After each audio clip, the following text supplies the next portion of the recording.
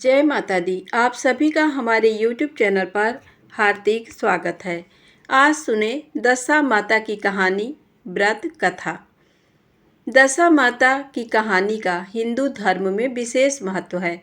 मान्यता है कि इस व्रत के प्रभाव से व्यक्ति का बुरा समय जल्दी दूर चला जाता है और अच्छा समय वापस आ जाता है।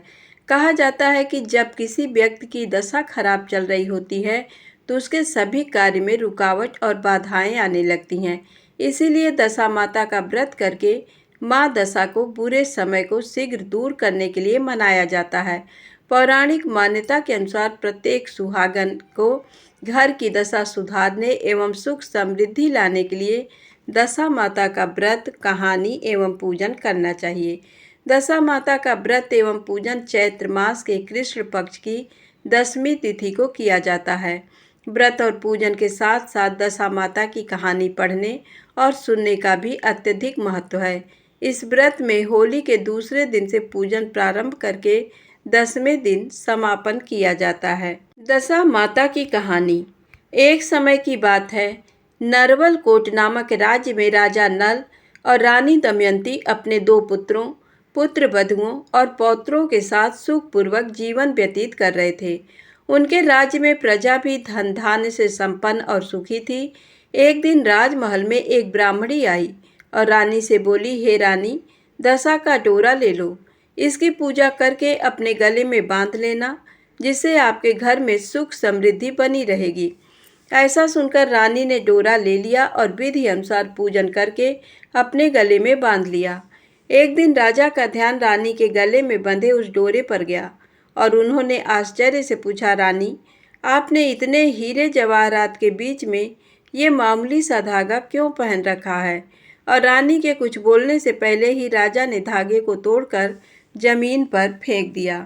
रानी ने दौड़कर धागे को उठाया और उसे पानी में घोलकर पी गई। उन्होंने रुष्ट होकर राजा से कहा, हे राजा, ये दशा माता का धागा था, आपको इसका अपमान नहीं करना चाहिए था। राजा ने इस पर कुछ ध्यान नहीं दिया। एक दिन जब राजा नल सो रहे थे तो उन्होंने स्वप्न में एक बूढ़ी माता को महल में आते हुए और माता लक्ष्मी को महल से जाते हुए देखा। राजा ने प्रातः होते ही सारा स्वप्न रानी दमयंती को कह सुनाया। रानी बोली, महाराज, आपने हमारी अच्छी दशा को जाते हुए और बुरी दशा को आते हुए देखा है, इसीलिए हे महाराज, अब हमें यहाँ नहीं रुकना चाहिए। दोनों ने फैसला करके अपनी बहुओं को पीहर भेज दिया और पुत्रों को राजा भील के पास छोड़कर एक पौत्र को लेकर देश छोड़कर चले गए। कुछ समय चलने के पश्चात राजा नल ने सेठ मित्र का गांव आया। दूतों ने राजा नल के आगमन की खबर सेठ को सुनाई और बताया कि राजा, रानी और उनका पोता सब फटेहाल पैदल आ रहे हैं। ये सुनकर सेठ ने दूतों से कहा, हवेली में सेठानी और बहुएं क्या सोचेंगी कि कैसा दोस्त है मेरा, इसीलिए उनको बाहर वाले कमरे में ठहरा दो। जिस कमरे में राजा नल और रानी दमयंती को ठहराया गया था, वहाँ मोर की तस्वीर की खूंटी पर सेठानी का नौलखा हार टंगा था। देखते ही देखते वह तस्वीर का मोर हार को निगल गया। ये देखकर रानी दमयंती ने राजा से कहा, महाराज, यहाँ से तुरंत चलिए, नहीं तो सेठानी हम पर चोरी का इल्जाम लगा देंगी। राजा रानी अपने पोते के साथ किसी को बिना बताए आधी रात को ही वहाँ से चले गए।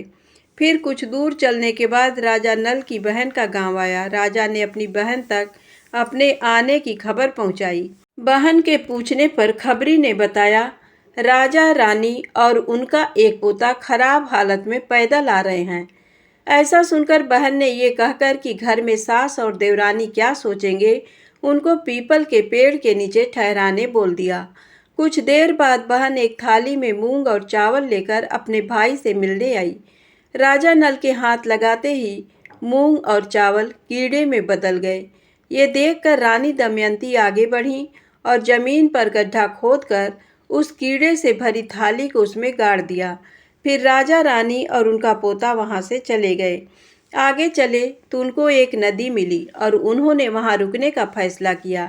राजा नल ने तीतर मार कर रानी को दिया और कहा कि हे रानी, मैं पोते के साथ नदी में स्नान करके आता हूँ, तब तक आप तीतर पका देना। जब राजा वापस आए तो रानी ने बड़े आश्चर्य से कहा कि पके हुए तीतर भी हांडी में से उड़ गए और राजा ने भी दुखी स्वर में रानी को बताया कि मुझसे पोता नदी में बह गया। दोनों दुखी होकर विलाप करते हुए वहां से भी चले गए। आगे चलकर एक गांव में उनको सूना बाग दिखा और उन्होंने वहां विश्राम करने का फैसला किया। जब बाग की मालिन वहां आई तो उसने देखा कि सूखे बंजर बाग में कोंपलें फूट रही हैं। मालिन की नज़र राजा और रानी पर पड़ी और पूछने लगी, तुम कौन हो? राजा ने उत्तर दिया कि हम मुसाफिर हैं और रहने की जगह ढूंढ रहे हैं। ये सुनकर मालिन ने उनको वहीं रहकर बाग की रक्षा के लिए कहा। राजा और रानी वहां अपने दिन व्यतीत करने लगे। दिन बीतते गए और होली का दिन आ गया। उस दिन जब राजा नल कुएं से पानी भर रहे थे तो बार बार उनकी बाल्टी में सूत की कोकड़ी और हल्दी की गांठ आ रही थी और वो बार बार उसको वापस कुएं में फेंकते जा रहे थे। रानी ने जब राजा को ऐसा करते हुए देखा तो पूछा, हे स्वामी, आप ये क्या कर रहे हैं? तब राजा ने रानी को उसका कारण बताया। राजा की बात सुनकर रानी ने कहा कि अगली बार जब आपकी बाल्टी में सूत की कोकड़ी और हल्दी की गांठ आए तो मुझको दे दीजिए।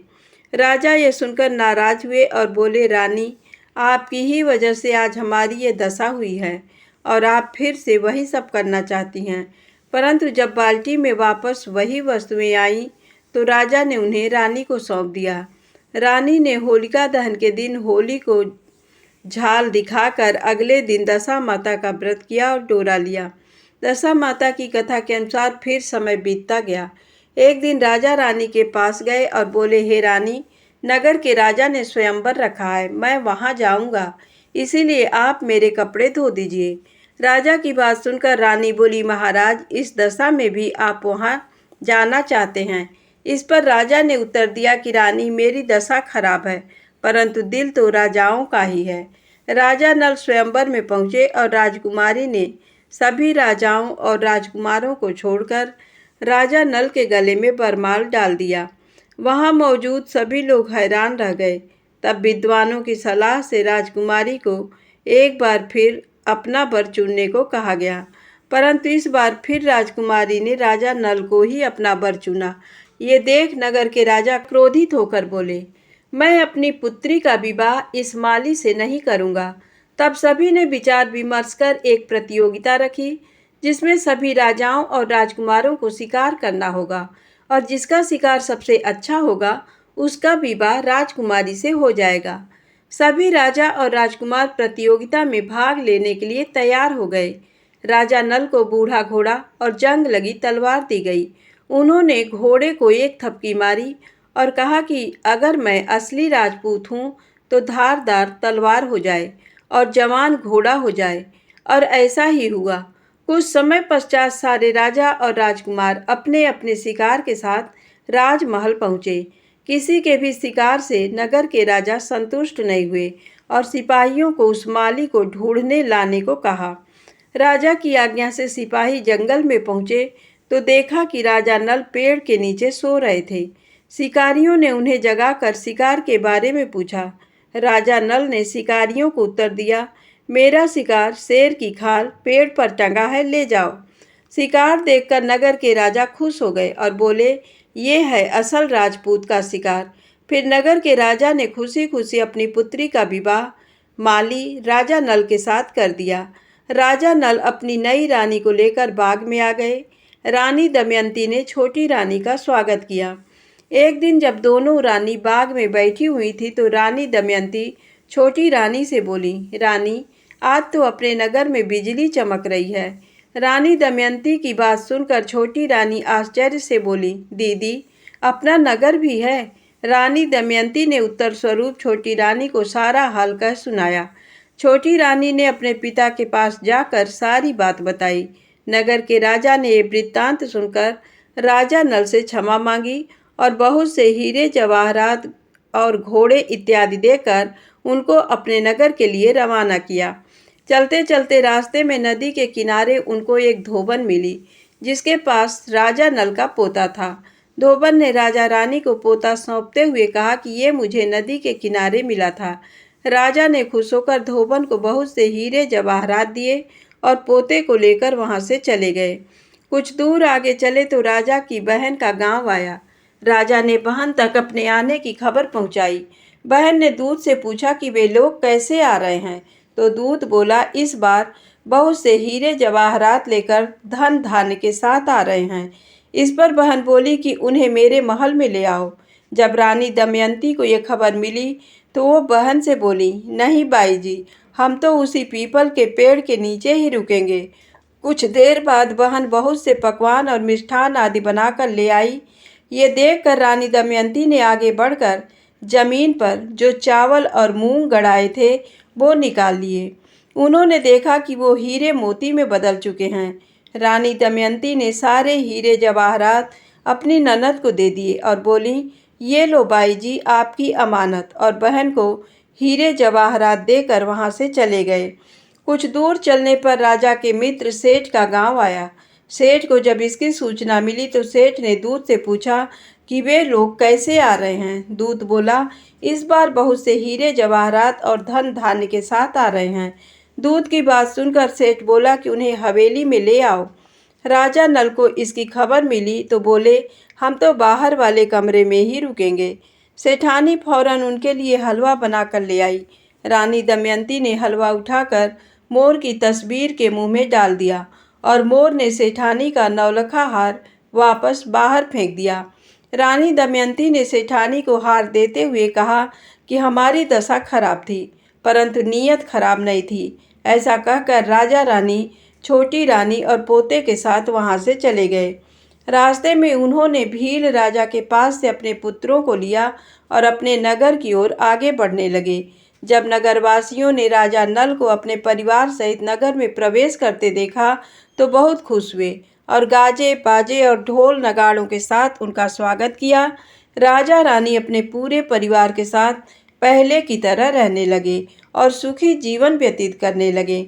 जैसे दशा माता ने राजा नल और रानी दमयंती की बुरी दशा को अच्छी दशा में बदल दिया, वैसे ही इस दशा माता की कहानी पढ़ने और सुनने वाले हर व्यक्ति पर माँ अपनी कृपा बनाए रखें। धन्यवाद। वीडियो पसंद आई हो तो कृपया एक लाइक अवश्य करें और चैनल को सब्सक्राइब करके मेरा सहयोग अवश्य करें।